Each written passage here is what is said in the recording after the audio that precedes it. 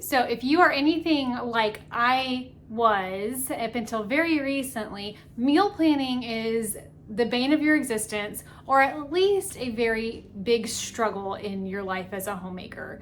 For years, I tried different methods to try to get my meal planning under control, to make our lives run a little bit smoother. I tried bulk meal planning, like whole months at a time, and I put it on a month's rotation. I tried doing every 2 weeks. I tried once a week. I tried everything, and it never seemed to stick. But last year, I started implementing a new plan that has actually kept me consistent in my meal planning. It has just been a game changer for me. So if you would like to hear my 5 tips that you can implement right now to make meal planning easier in your life and save some money in the process, keep watching.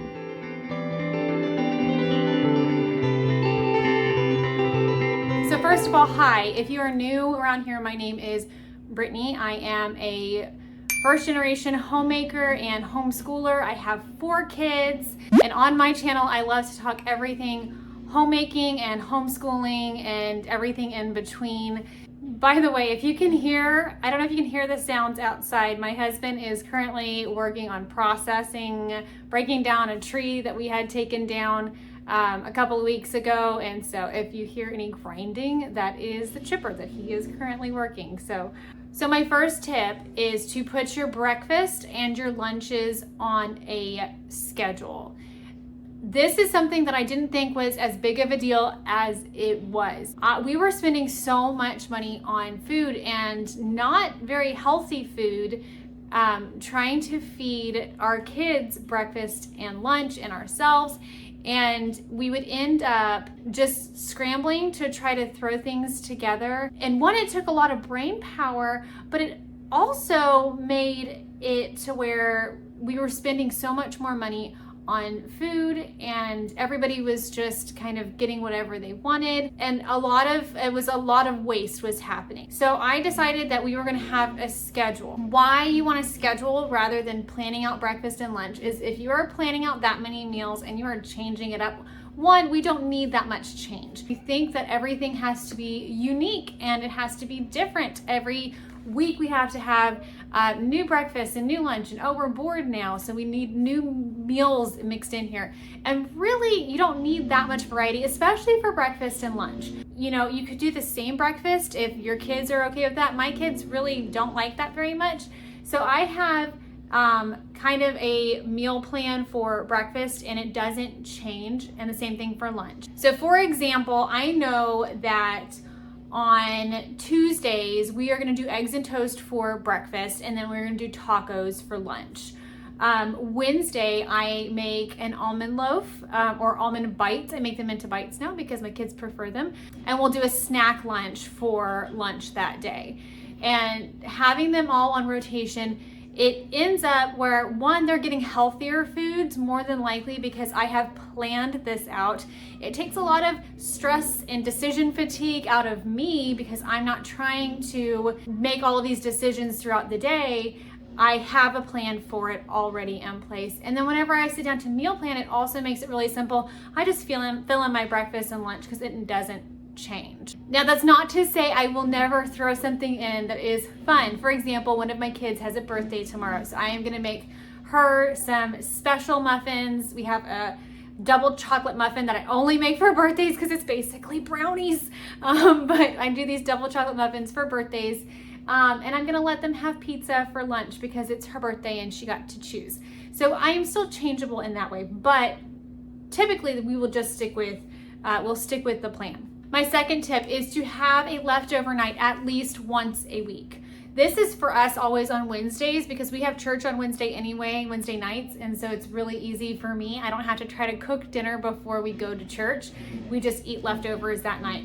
It's also good to kind of plan it right before a trash day, so it's like everything. My husband says he had a friend that they called it must go night, and so everything must go or else it goes in the trash. Having a leftover night is automatically a night that you have planned out that you don't have to worry about planning in for your meal plan. Which actually brings me to tip number 3. Have 2 to 3 staple meals for dinners.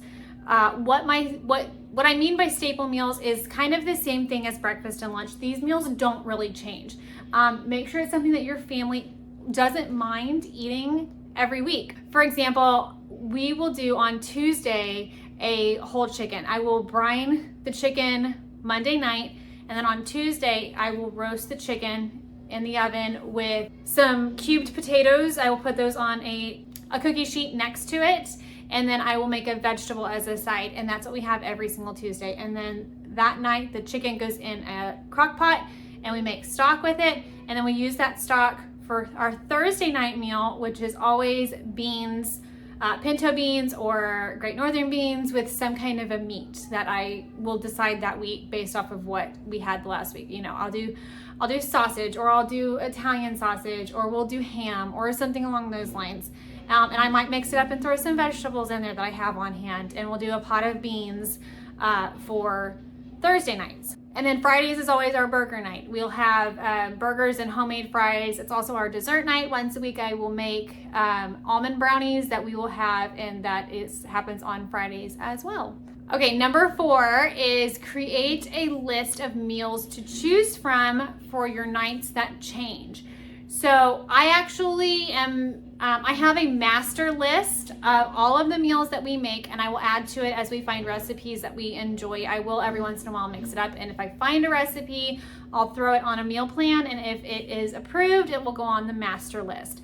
But I'm actually gonna start something new this week. If you follow my channel at all, you'll know that I'm trying to get more organized in my life and my planning. And part of my monthly planning, I've decided I am going to actually create a master list for the month, which will include about 15 meals to insert into my extra days. I have 3 days a week that I have to assign food to, so that way it's just once a month I'm having to think about what meals we want to cook, and so that way I can plug it in, and it actually makes it even easier during the week to meal plan because I can just cross them off as we go. But even if you just do a master list, having a list of foods that you know your family enjoys is going to make your life that much easier. It is going to eliminate the decision fatigue that we all experience when we sit down to meal plan and we're staring at the blank calendar or the blank sheet of paper, and it's like, I just can't make a decision on what we want to eat. What did we eat last week? What are we sick of? You know, and making all of those decisions, it is exhausting. And so having a master list really makes it easy, because you can even take it to your kids or your husband and say, hey, here's the list of meals. What would you like to have off of this list? And then it actually gives them options so they can pick the things that they want too. And my last tip kind of goes along with the whole planning thing and me getting more organized. Something I have just recently started doing. Set aside a time that you are going to plan every single week. So maybe it's Sunday afternoon.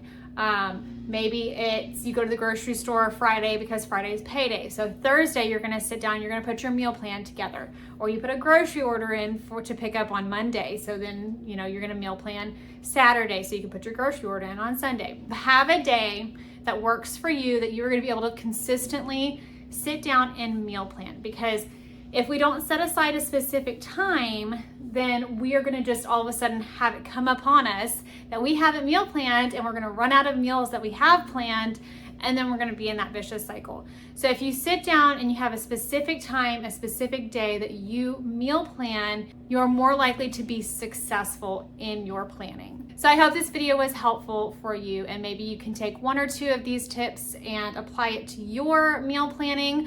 Please make sure to let me know if any of this actually helps you in your meal planning. I would love to hear back from y'all.